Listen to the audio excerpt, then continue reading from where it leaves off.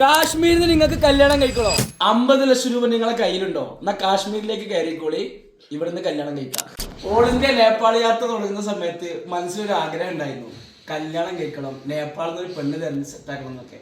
അവിടെ പോയിട്ട് ഒന്നും നടന്നില്ല സുഹൃത്തുക്കളെ. അപ്പൊ അങ്ങനെയാണ് കാശ്മീർ എത്തിയത്. കാശ്മീരിൽ കഴിഞ്ഞ ദിവസം നല്ല നല്ല സുന്ദരിമാരെ കണ്ടിട്ടുണ്ടായിരുന്നു. ഇവിടുന്ന് കല്യാണം കഴിക്കാൻ പറ്റുമോ പറ്റില്ല എന്നതിനെ കുറിച്ച് നമുക്ക് അൻസാരിക്കാനോട് ചോദിക്കാം. അൻസാരിക്കാം, ഇവിടുന്ന് നമുക്ക് കല്യാണം കഴിക്കാൻ പറ്റും? തീർച്ചയായിട്ടും പറ്റും. പക്ഷെ 25-30 ലക്ഷം രൂപ കയ്യിലുണ്ടോ? 30 ലക്ഷം രൂപക്ക് കയ്യിൽ ഒപ്പിക്കാം. വേറെ ഒന്നുമല്ല, പെണ്ണിന് മഹാർ അങ്ങോട്ട് കൊടുക്കണം. അവൾ എന്ത് ചോദിക്കുന്നു ആ കാശ് അങ്ങോട്ട് കൊടുക്കണം. 25 ലക്ഷം രൂപ കൊടുത്താൽ കല്യാണം കഴിക്കാൻ പറ്റും? കല്യാണം കഴിക്കാൻ ഏകദേശം പെണ്ണിന് മാറായിട്ട് 10-25 ലക്ഷം രൂപ വേണം. പിന്നെ ഇവിടെ ഫുഡിന്റെ കോസ്റ്റ് എന്തായാലും 10-20 ലക്ഷം രൂപ ഫുഡിന്റെ കോസ്റ്റ് മാത്രം മതി. പേർ ഹെഡ് 2000 രൂപയാണ് ഒരു പ്ലേറ്റിന് ഇവിടെ ഫുഡിന്റെ റേറ്റ്.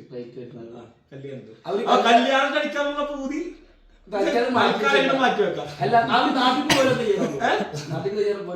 അവര് കാശ് തന്നെ മുഖ്യം. കാശ് മുഖ്യം.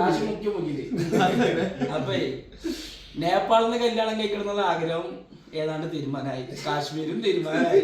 ഇനി കേരളത്തിൽ നിന്ന് കല്യാണം കഴിക്കുന്ന നാട്ടിലെത്തി. സുഹൃത്തുക്കളെ, ഞങ്ങൾ ശ്രീനഗർ പ്രോപ്പർട്ടിയിലാണ് 3 ദിവസമായിട്ട് താമസിക്കുന്നത്. നമ്മുടെ ഒരു മലയാളി നടത്തുന്ന ഒരു സംവിധാനമാണിത്.